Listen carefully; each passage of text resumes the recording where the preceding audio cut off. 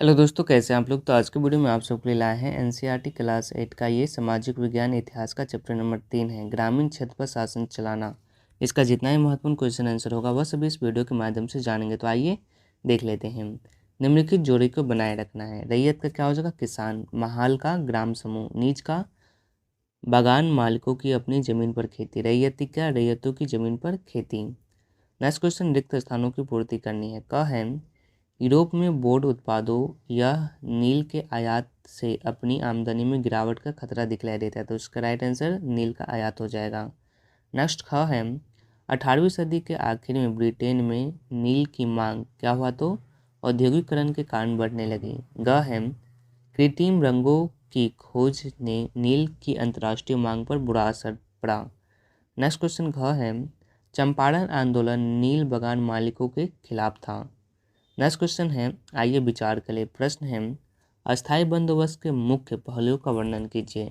तो अस्थायी बंदोबस्त लॉर्ड कॉर्नवालिस ने 1793 में अस्थायी बंदोबस्त लागू किया। राजाओं और ताल्लुकदारों को जमींदारों के रूप में मान्यता दी। दूसरा, जमींदारों को किसानों से राजस्व इकट्ठा कर कंपनी के पास जमा कराने का काम दिया गया। तीसरा, जमीनों की राजस्व राशि अस्थायी रूप से निश्चित कर दी गई। चौथा, किसानों से भूमि संबंधी अधिकार छीन लिए गए, जिससे किसान जमींदारों की दया पर निर्भर हो गए।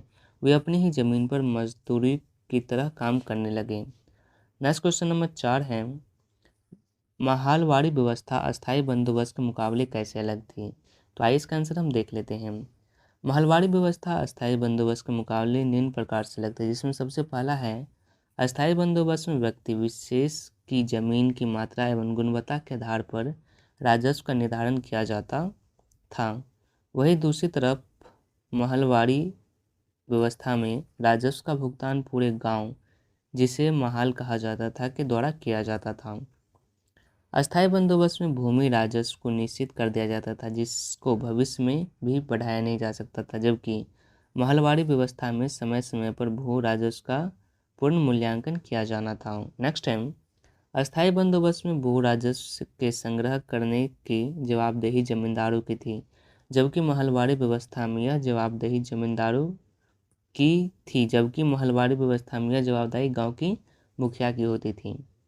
नेक्स्ट क्वेश्चन 5 है, राजस्व निर्धारण की नई मुनरो व्यवस्था के कारण पैदा हुई दो समस्याएं बताइए। तो मुनरो व्यवस्था के कारण पैदा समस्या में सबसे पहला है, जमीन से होने वाली आय को बढ़ाने के चक्कर में राजस्व अधिकारी ने बहुत ज़्यादा राजस्व तय कर दिया। किसान राजस्व नहीं चुका पा रहे थे तथा गांव छोड़कर भाग रहे थे। दूसरा, मुनरो व्यवस्था से अवसरों को उम्मीद थी कि नई व्यवस्था किसानों को संपन्न उद्योग में विशील किसान बना देगी, लेकिन ऐसा नहीं हुआ। नेक्स्ट क्वेश्चन 6 है, रैयत नील की खेती से क्यों कतरा रहे थे। रैयत की नील की खेती से कतराने के प्रमुख कारण में सबसे पहला है, किसान को नील की खेती करने के लिए अग्रिम ऋण दिया जाता था, परंतु फसल कटने पर कम कीमत पर फसल बेचने को मजबूर किया जाता था, जिससे वे अपना ऋण नहीं चुका पाते थे और तभी कभी न खत्म होने वाले कर्ज के चक्र में फंस जाते थे। दूसरा, बागान मालिक चाहते थे कि किसान अपने सबसे उपजाऊ खेत पर नील की खेती करे, लेकिन किसान को नील की खेती करने के लिए अतिरिक्त मेहनत तथा समय की आवश्यकता होती थी, जिस कारण किसान अपनी अन्य फसल के लिए समय नहीं दे पाता था। नेक्स्ट क्वेश्चन 7 है, किन परिस्थितियों में बंगाल में नील उत्पादन का धराशायी हो गई। तो बंगाल में नील उत्पादन के धराशायी होने की परिस्थितियां में सबसे पहला है, मार्च 1859 में बंगाल के हजारों रैयतों ने नील की खेती करने से मना कर दिया। दूसरा, रैयतों ने निर्णय लिया कि न तो वे नील की खेती के लिए कर्ज लेंगे, न ही बागान मालिकों के लाठीधारी गुंडों से डरेंगे।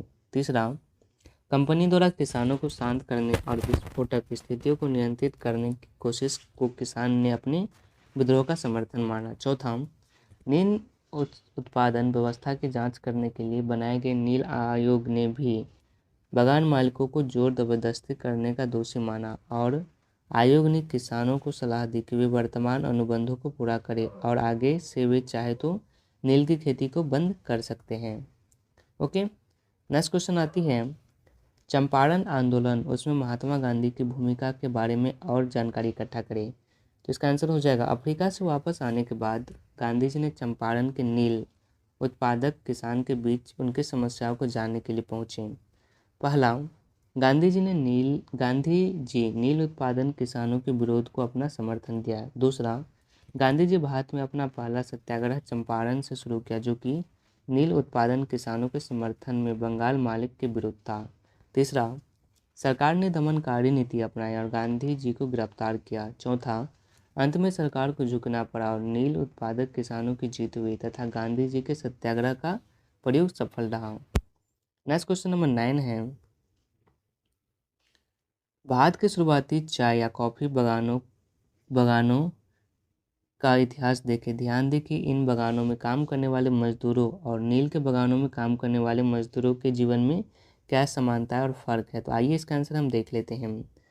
इसका आंसर हो जाएगा चाय या कॉफ़ी बगानों तथा नील बगानों के मजदूरों के जीवन में समानताएं व अंतर। सबसे पहला है, चाय बगानों में मजदूरों को अनुबंध के आधार पर रखा जाता था, जबकि नील बगानों में ऐसा नहीं था। दूसरा, चाय या कॉफ़ी बागान में पूरे वर्ष काम होता था, जबकि नील बागान में फसल कटाई या बुआई के समय अधिक काम होता था। तीसरा, चाय या कॉफ़ी बागानों में मजदूर अनुबंध की अवधि के दौरान बागानों से बाहर नहीं जा सकते थे, जबकि नील बागानों में ऐसा नहीं होता था।